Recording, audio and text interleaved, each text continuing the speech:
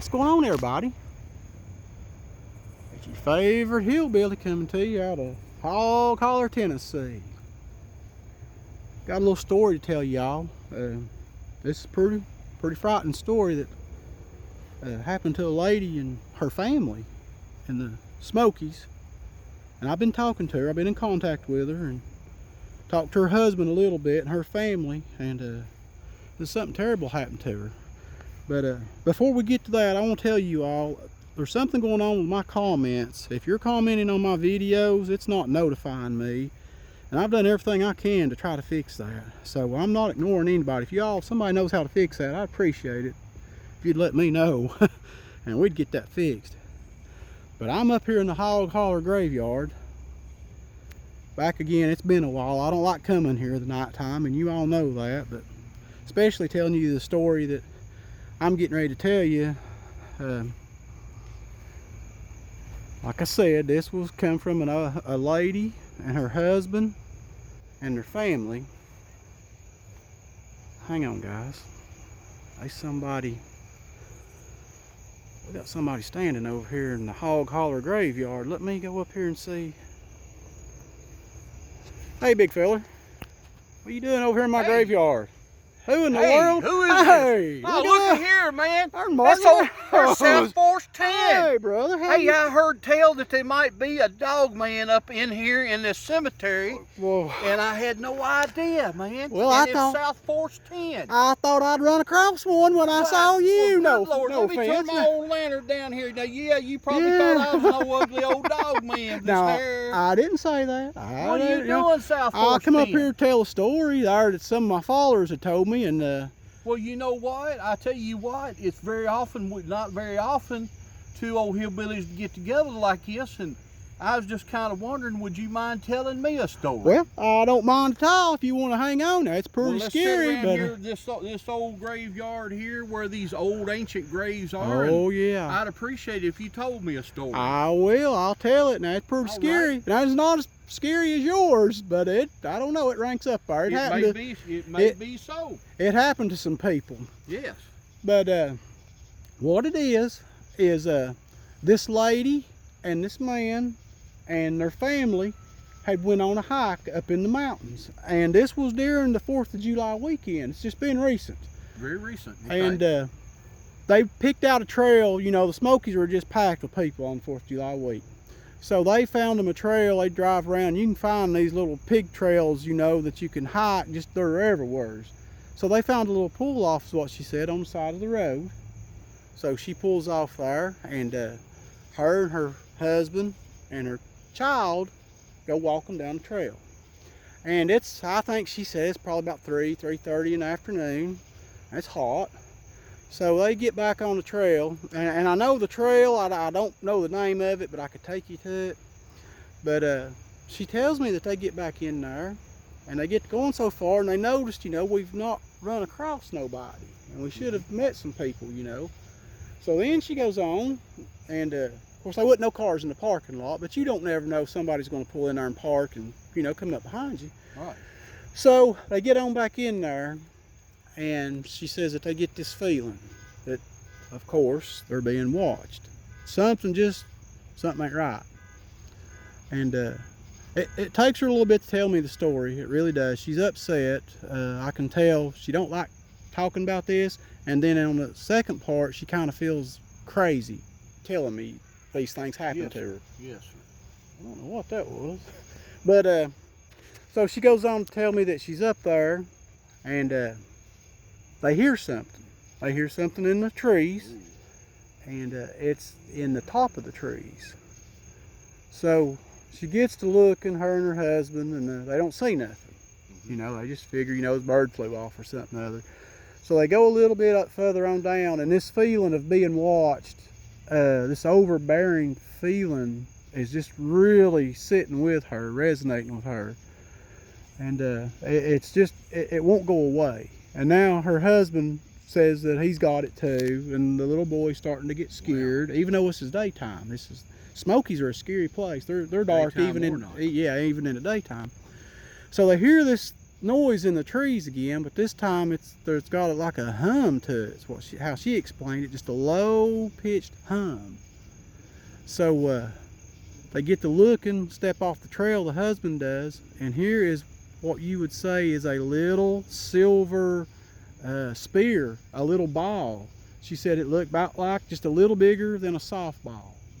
And she said this thing is in the top of the trees, and it's keeping pace with them as they walk, but it's off the trail. It's trying to stay hid, is what she's telling me.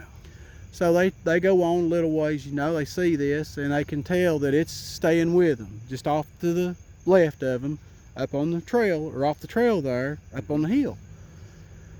So of course you see something like this, you're gonna get terrified. She's terrified telling me the story, I can tell. I've talked to her probably about 3 times now. So they pick up the pace, and there's nobody around them. There's nobody coming back down the trail. She said she would love to have run into somebody to, you know, get down and say, hey, you know, look at this. So they take off down the trail, they're picking up speed, and she said this thing no longer is trying to stay hid. It's out where it knows, I guess, that it's been seen. That's how she felt. So at this point now, it's no longer stopping in behind the trees. It's staying off to their left, and I think she says about 35, 40 foot up in the air. So they start hustling to the car, and her child is crying and screaming. It's scared to death, you know. They're scared. Oh yeah, and she's scared, and this is still affecting her now to this day. You know, it's been back on the 4th of July. So they get to the car, take off from there, you know, nobody's around. She feels good that they've got out there. You know, don't know what just happened. We don't know what that thing was. It was putting off an eerie vibe, and it's got them scared to death. They have no idea what they just witnessed. She said it looked just like a chrome or silver, just a little bit bigger than a softball, and occasionally it would just a low hum. So they get back, they're staying in Pigeon Forge at the motel up here, and she's having trouble sleeping of the night. She can't hardly go to sleep thinking about, you know, what might have been, what in the world is this thing, you know, what happened to us. So she goes outside, she says, to get some air, and sat on the balcony of the motel and just sort of think, you know, what's happened to us just now. And she's sitting there, and she looks up, and she swears that she can see this thing again. Here it is. It's it's probably about, I don't know, 50 yards from where they're at, and it's sort of high up in the air, and she can't move. She says she is struck with fear, or she don't know. This thing has taken control to where she cannot move her body. She is just sitting there and just fear. So when she says she's able to move, she gets able to move, she goes in to get her husband and wakes him up, you know, when he's like, Lord mercy, what is it? What now? She says, come out here, I want you to see something. He goes out there, it's gone. Brother, there's nothing. There's nothing there.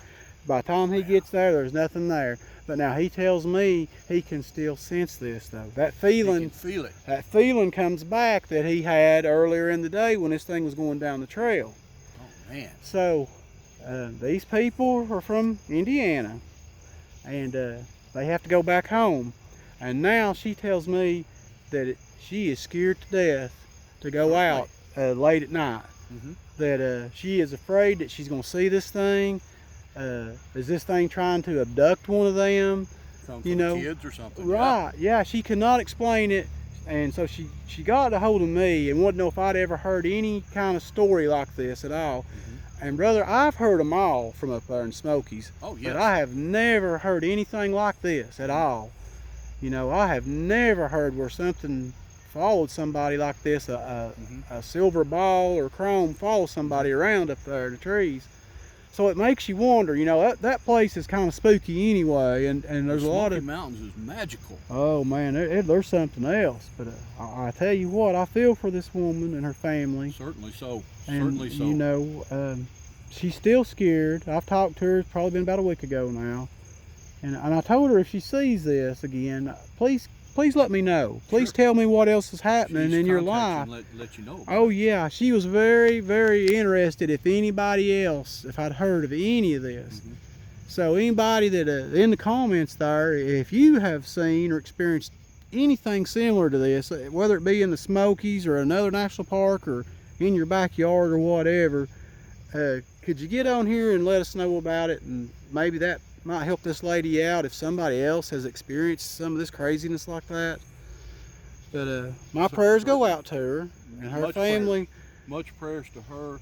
And you have to, it brings back thoughts to you, and I know it does me. It does me. Because we stay abreast of any missing persons that take place within the park or just outside of the Smoky Mountains. Exactly. And we have so many missing people unaccounted. Exactly, this brother. Lady could have been one of the next victims or her family. Yeah, and I mean, that's a scary thought to think of, but you know, something has taken these people. Yeah. I don't think it's all the frail men anymore, because they got thinned out pretty good. Yeah.